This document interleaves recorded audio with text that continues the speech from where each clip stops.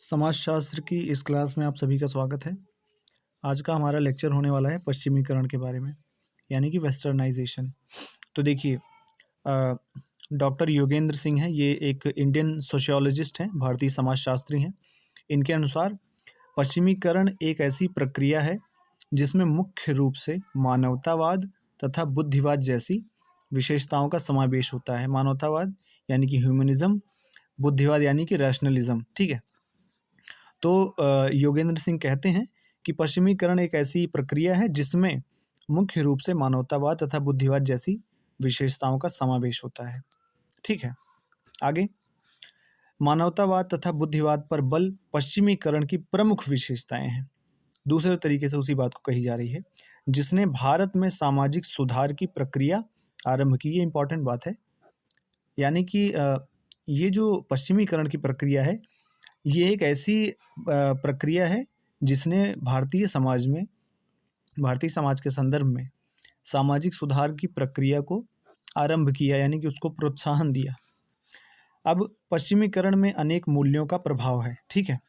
जैसे कि देखिए, समानता, स्वतंत्रता, व्यक्तिवादिता, भौतिक आकर्षण यानी कि भौतिकतावादी दृष्टिकोण, तार्किकता, ठीक है, तथा मानवतावाद।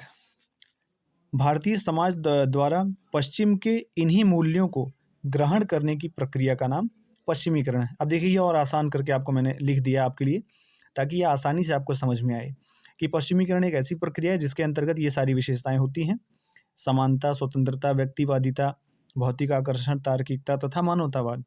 और भारतीय समाज के द्वारा पश्चिम के इन्हीं मूल्यों को जो ग्रहण करने की प्रक्रिया है, वही है पश्चिमीकरण। तो ये सारे जो पॉइंट्स हैं, ये क्या है?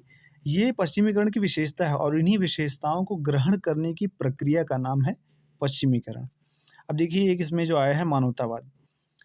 मानवतावाद क्या होता है? अब समझ लेते हैं कि मानवतावाद कहते किसको हैं। मानवतावाद एक ऐसी भावना है जिसमें व्यक्ति की जाति, आर्थिक स्थिति, आयु, लिंग अथवा धर्म पर ध्यान दिए बिना मानव मात्र के कल्याण को विशेष महत्व दिया जाता है। तो यहाँ से इस कॉन्सेप्ट को हमने समझ लिया कि मानवतावाद किसे कहते हैं। ठीक है। एक ऐसी भावना जिसमें किसी व्यक्ति की आप ना तो जाति देखते हैं, ना उसकी आर्थिक स्थिति देखते हैं, और ना उसकी आयु देखते हैं, ना लिंग देखते हैं, ना धर्म देखते हैं। यानी इनमें से किसी भी आधार पर आप उससे भेदभाव नहीं करते। आप हर प्राणी, जितने भी मनुष्य हैं, सभी के साथ मानवतावादी, मानव के तरीके से व्यवहार करते हैं। किसी के साथ भेदभाव नहीं करते, द्वेष नहीं रखते, सबको समान अवसर देते हैं, सबको सम्मान देते हैं। तो ये चीज़ें, तो मानवतावाद यही होता है। ठीक है। अगला, आगे हम समझेंगे कि भारतीय समाज पर पश्चिमीकरण का क्या क्या प्रभाव पड़ा है। तो पहला है कि धर्म पर प्रभाव पड़ा है। पहला प्रभाव जो पड़ा है वो धर्म पर। दूसरा है जाति व्यवस्था में परिवर्तन। तीसरा है संयुक्त परिवारों का विघटन हुआ है।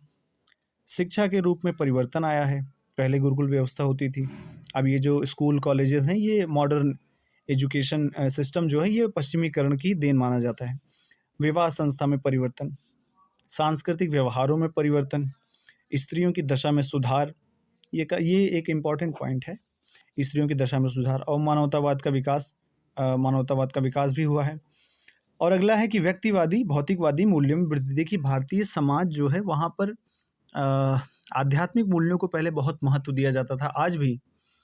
और लेकिन पश्चिमी समाज में भौतिकवादी मूल्यों को, यानी कि वो लोग मटीरियलिस्टिक ज़्यादा होते हैं, और हमारे यहाँ लोग स्पिरिचुअल ज़्यादा होते हैं। लेकिन अब जो है वो सिनेरियो थोड़ा थोड़ा चेंज होने लगा है। ठीक है, हमारे यहाँ भी लोग भौतिकवादी होने लगे हैं। नोट करके मैंने एक इम्पॉर्टेंट बात लिखी है, इसको आप ध्यान देंगे कि पश्चिमीकरण एक ऐसी प्रक्रिया है जो बाह्य कारक के रूप में सामाजिक सांस्कृतिक परिवर्तन को स्पष्ट करती है।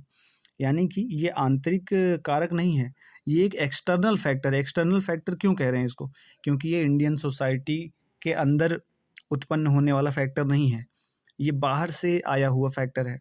ठीक है। जब अंग्रेज आए, जब ब्रिटिश आए, तो ये उनके द्वारा, उनकी जो संस्कृति थी, उनके जो मूल्य थे, उनको हमने ग्रहण किया, और उसी प्रक्रिया को हमने पश्चिमीकरण कहा। ठीक है। एक बाह्य कारक के रूप में एम.एन. श्रीनिवास, ये बहुत ही प्रोमिनेंट सोशियोलॉजिस्ट हैं, इंडियन, जिन्होंने काफ़ी सारी अवधारणाएं समाजशास्त्र में दी हैं।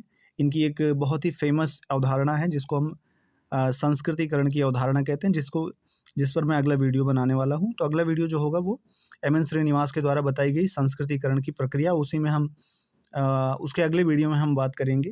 पहले हम संस्कृतिकरण पर चर्चा करेंगे, अगले वीडियो में हम बात करेंगे डोमिनेंट कास्ट। ठीक है। तो एम एन श्रीनिवास आधुनिक भारतीय एक बाह्य कारक के रूप में एम एन श्रीनिवास आधुनिक भारतीय समाज में पश्चिमी संस्कृति तथा ब्रिटिश शासन व्यवस्था को सामाजिक परिवर्तन का प्रमुख स्रोत मानते हैं। यानी इनका कहना है कि भारत में जो सामाजिक सांस्कृतिक परिवर्तन हुआ है, उसमें एक्सटर्नल फैक्टर की बात करें तो उन्होंने पश्चिमीकरण को एक बहुत ही इम्पोर्टेंट फैक्टर माना है। ठीक है। तो ये था पश्चिमीकरण के बारे में। देखिए, वैसे सभी ने सुना होगा पश्चिमीकरण, लेकिन कॉन्सेप्ट क्लियर नहीं होता। तो आई होप आपका कॉन्सेप्ट इसमें क्लियर हुआ होगा। बाकी कोई भी डाउट हो तो आप कमेंट कर सकते हैं, उसमें आपके डाउट क्लियर किए जाएंगे। और बने रहिए अगली वीडियो के आने तक। अगली वीडियो जो होने वाली है वो पश्चिमीकरण कह रहा हूँ, वो होने वाला है संस्कृतिकरण। तो उसमें संस्कृतिकरण के बारे में हम थोड़ा डिटेल में बात करेंगे अच्छे से। तो तब तक के लिए बने रहिए, और वीडियो अगर आपको अच्छा लगा हो लाइक कीजिए, शेयर कीजिए, सब्सक्राइब कीजिए। और सोशियोलॉजी का कोई भी टॉपिक अगर आपको चाहिए तो उस पर आपको वीडियो मिल जाएगी, आप बस कमेंट करिएगा। ठीक है।